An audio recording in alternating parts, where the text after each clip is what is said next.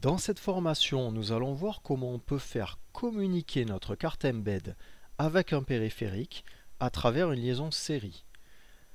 On va commencer par voir quelques rappels puisqu'on a déjà utilisé la liaison série dans les formations précédentes. Alors pour cela, je crée un nouveau programme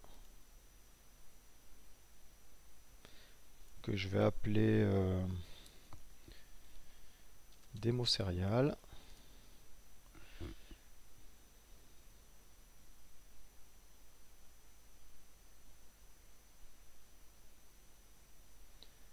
Voilà. Et on va faire quelques rappels. Alors, on communiquait avec Qtcom. Voilà, ça doit vous rappeler quelque chose. Le port par défaut c'était TTY ACM0.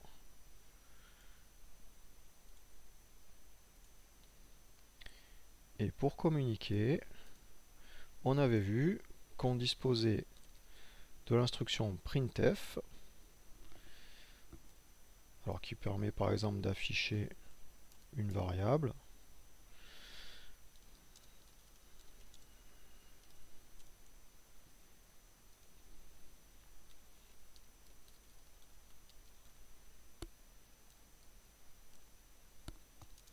Comme ceci.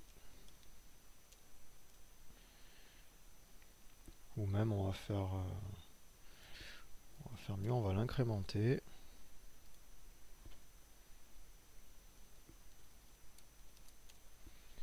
Allez, on va tester.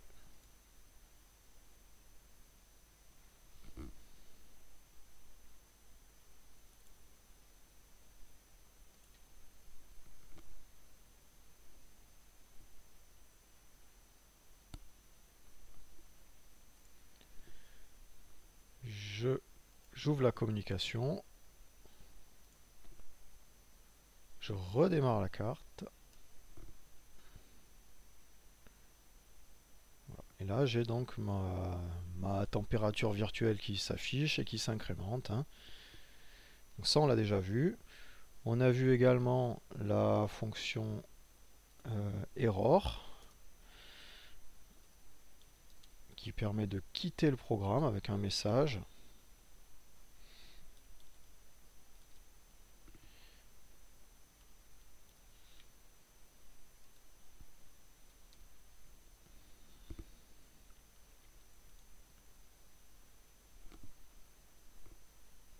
Donc la fonction error, elle lance les fameuses LED bleues de la mort.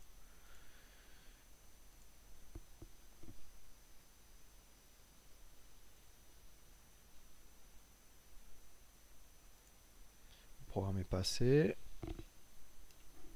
J'efface et je relance la carte.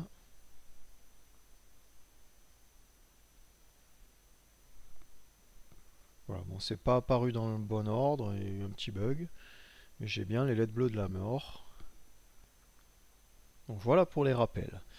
On va consulter la documentation.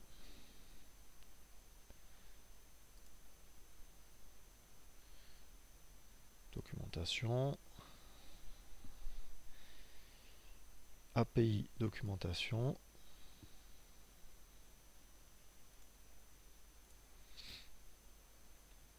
API référence. EmbedOS. Donc là on me dit j'ai les communications qui sont dans Digital Interface. Voilà, je vais sur Serial. Voilà, on me dit que c'est une liaison asynchrone, donc les deux liaisons doivent être sur la même vitesse. Donc j'ai la classe Serial avec le constructeur qui est par là. Voilà, on va voir la doc en défaut. Alors par défaut, donc quand on a utilisé l'instruction printf, ça fonctionne parce que par défaut, le programme crée une liaison. Alors il crée une liaison ici, là, sur la liaison USB, puisque la carte est reliée par le câble USB. Donc on dispose sur notre LPC 1768 de 3 liaisons série. Donc sur les pins 9 et 10, sur 13, 14, donc elles sont en jaune là, et sur les pins 27, 28. Alors la liaison par défaut, elle est à 9600 baux, 8 bits de données. Pour la parité, il n'y en a pas. Il en a un bit de stop. Donc on les retrouve là sur notre terminal, ici. 9006, 8 bits, 1 bit de stop, pas de parité. On a 3 petits programmes d'exemple. Hop. Alors, la liaison par l'USB, on l'appelle PC, puisque c'est une liaison avec le PC. Alors, on va la faire.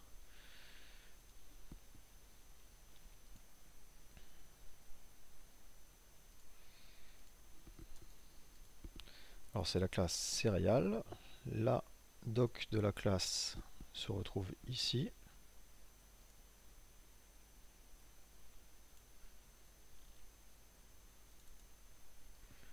Voilà. Alors, j'ai un constructeur relativement long, j'en ai un plus court, qui prend uniquement le pin TX, le pin RX et la vitesse. Alors, je vais l'utiliser. D'ailleurs, là, on peut le faire sans la vitesse, ce qui est bizarre. Bon. Allez, on va utiliser le constructeur habituel. Donc, PC, USBTX, USBRX.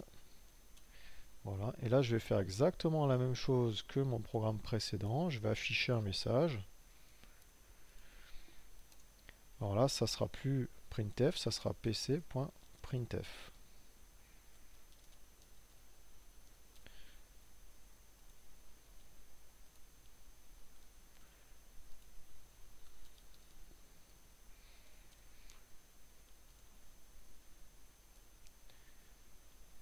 Allez, on va essayer.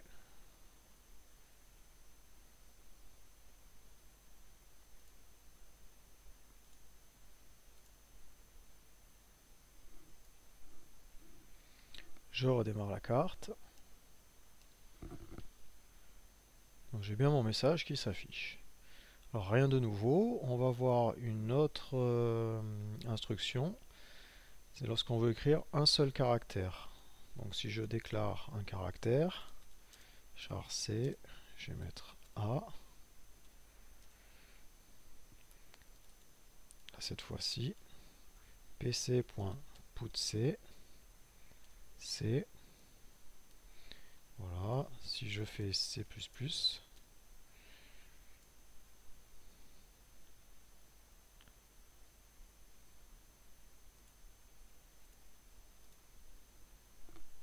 redémarre la carte. Voilà, donc là j'ai mon caractère qui s'affiche. Comme un caractère, ça peut être aussi stocké sous la forme d'un int, je peux l'incrémenter. J'aurais pu très bien faire aussi char c égale 65. Ça aurait donné exactement la même chose. Donc 65, c'est le code ASCII de la lettre A.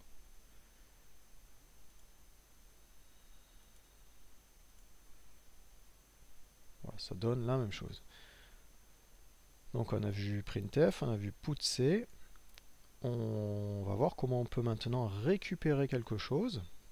Alors on doit avoir un programme d'exemple.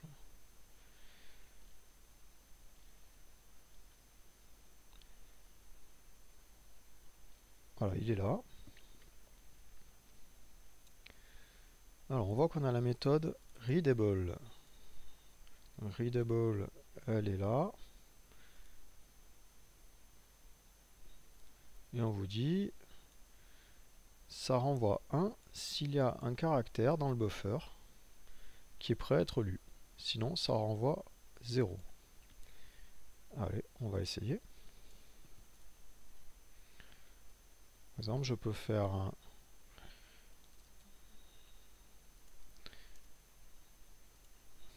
je vais faire int result égale 0. Printf, je vais mettre un slash, readable égale %d.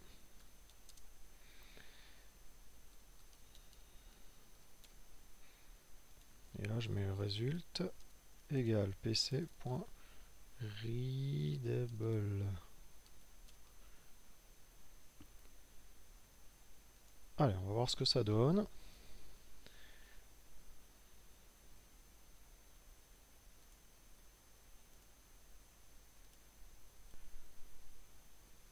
Donc pour l'instant, j'ai rien dans le buffer. Je tape. J'ai envoyé 2 caractères et là j'ai readable qui passe à 1. Alors le programme c'était donc une variable qui stocke le résultat. Est-ce que j'ai quelque chose dans le buffer? Maintenant on va l'afficher. Alors pour cela, on va faire comme dans l'exemple. On va faire if pc.readable. Donc s'il y a un caractère dans le buffer,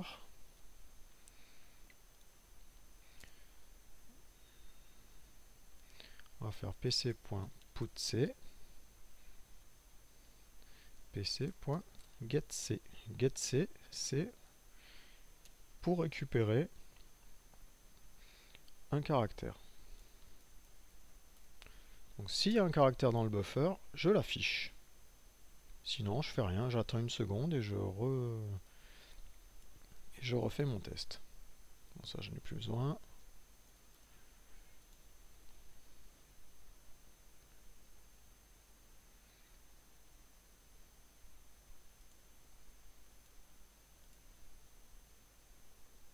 Je redémarre ma carte. Et là, il attend un caractère. Voilà, il vient de m'afficher A. Si je mets A, B, C, D, E, F, toutes les secondes, il va m'afficher les caractères que j'ai tapés.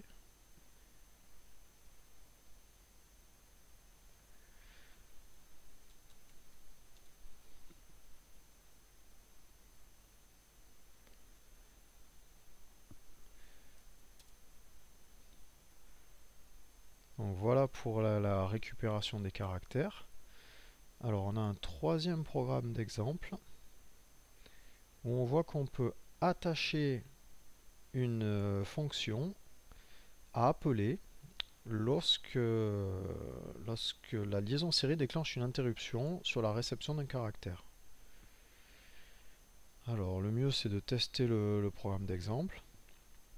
Alors ce qu'on fait dans ce programme, on attache une interruption, on attache une fonction à l'interruption, donc avec pc.attaque, et donc dans la fonction, on vient afficher, donc avec un printf et un %c, on vient afficher le caractère qui a été réceptionné et on change l'état de la LED. Voilà, donc le mieux c'est de le tester, ce petit programme d'exemple, pour voir ce que ça donne. Alors on va faire un exemple un peu plus complexe et on va se connecter cette fois-ci non pas à un terminal, comme ça, on va se connecter à un GPS, donc un GPS qui fonctionne sur une liaison série, et on va afficher dans notre terminal les trames reçues par le GPS, les trames envoyées par le GPS. Donc mon GPS c'est un petit GPS EM506 qui coûte une vingtaine d'euros, une trentaine d'euros. On a le brochage qui est ici. La broche 1 c'est la masse, la broche 2 c'est le plus 5 volts. Broche 3 la broche RX qui ne sert que pour la configuration du GPS. Par défaut, nous on ne va pas y toucher puisqu'on va garder la configuration par défaut. Et la broche 4 c'est la broche TX qui va envoyer les trames. Alors moi mon GPS il est branché sur la broche 10. Donc la broche TX du GPS est branchée sur la broche 10, la broche RX de la carte embed. Alors, pour faire ça, je vais redéclarer une nouvelle instance, donc je vais l'appeler GPS. USB TX, j'en ai pas besoin. Donc je vais mettre NC pour non connecté. Et c'est P10 on a dit. Voilà. Et je vais mettre if gps.readable. Je vais afficher sur mon terminal ce qui est réceptionné par le GPS. Je vais attendre un dixième de seconde. Allez, on va essayer.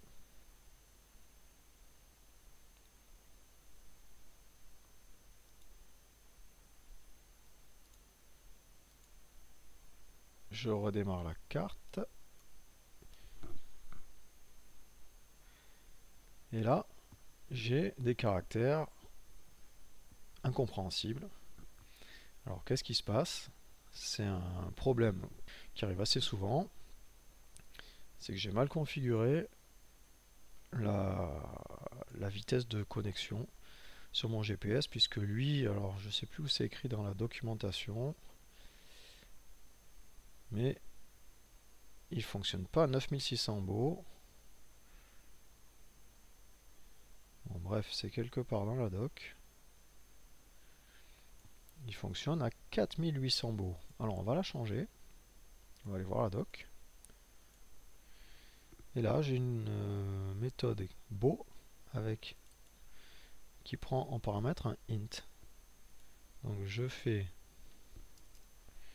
gps.beau 4800. Je renvoie le programme.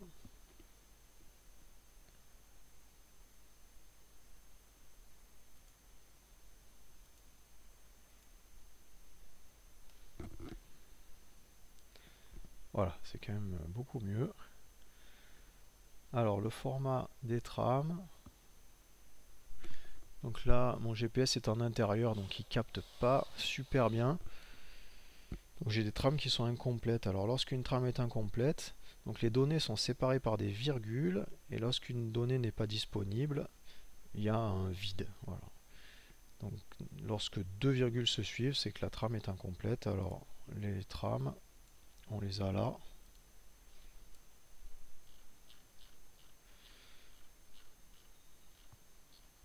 Voilà, par exemple, alors on a plusieurs formats de trame. Donc on a la GPGG, GPGGA. Donc là il capte pas du tout. Voilà pour cette courte introduction à la liaison série. Alors il faut savoir qu'il y a de nombreux périphériques qui travaillent sur liaison série. On a des lecteurs de cartes RFID, lecteurs NFC, lecteurs d'empreintes digitales. On a des capteurs de distance, par exemple certains capteurs à ultrasons. Cette formation est terminée, rendez-vous dans les prochaines.